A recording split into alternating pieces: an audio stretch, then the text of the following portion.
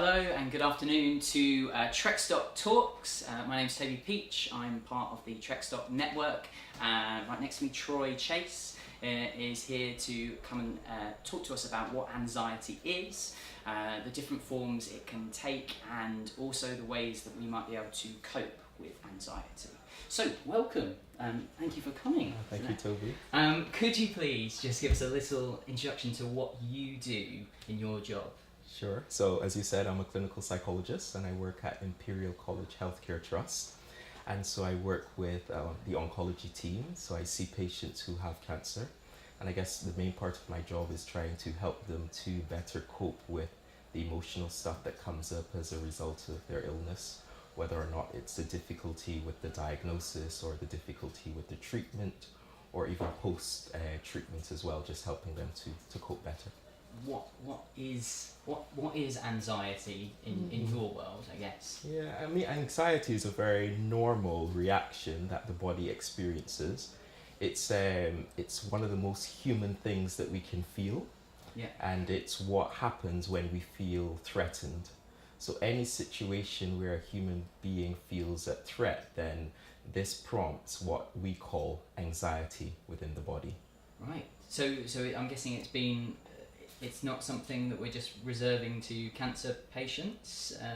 Very much a wide problem that's been going on for years and years and years. For right? millennia. Yes. Yeah. For sure. And what's the difference then between something like anxiety and something, say, like stress? Is there differences between those? Yeah, there is a difference. I mean, the two words are often used interchangeably, but Yeah. stress has to do more with feeling under pressure. The person talks about feeling overwhelmed. Anxiety is somewhat different because it's usually a feeling of fear or apprehension. Yes. And so what you get then is that anxiety can last for quite a while. Stress then tends to kind of come and go depending on what the person might be experiencing. So a change of job might mean that the person might feel stressed. Moving home might mean that the person also feels stressed. But once those things are finished, then the stress usually goes away. Anxiety, though, tends to last even when the person isn't in touch with what we would call a particular trigger. Okay, so does that mean that anxiety is kind of it's a long-term thing? It's never not there? Is that what you're... Yeah, I mean, it fluctuates, but it might be something that might be seen as always present, because as human beings, we're always going to experience some degree of anxiety. Yeah.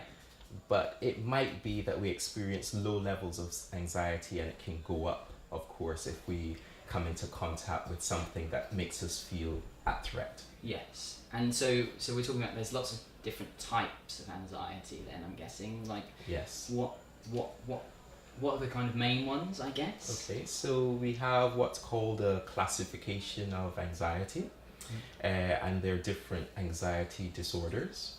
One of the main ones, and the one that I often see within my clinic, is called generalized anxiety disorder.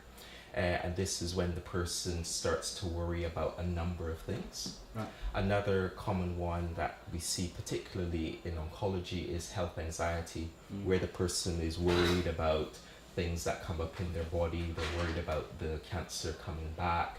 They might spend a lot of time being preoccupied with their body and with the cancer. So that's another type. There are other types. There's one called social anxiety, where the person gets anxious about being in social situations.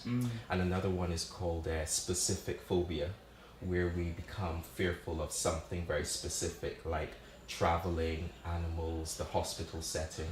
Yeah, so there are various types of anxiety disorders. And can we have multiple types at one point? Is it like a case that you might have more of the social one at the same time as having the health one? And yeah. I mean, it's common to have more than one type of anxiety disorder at any one time.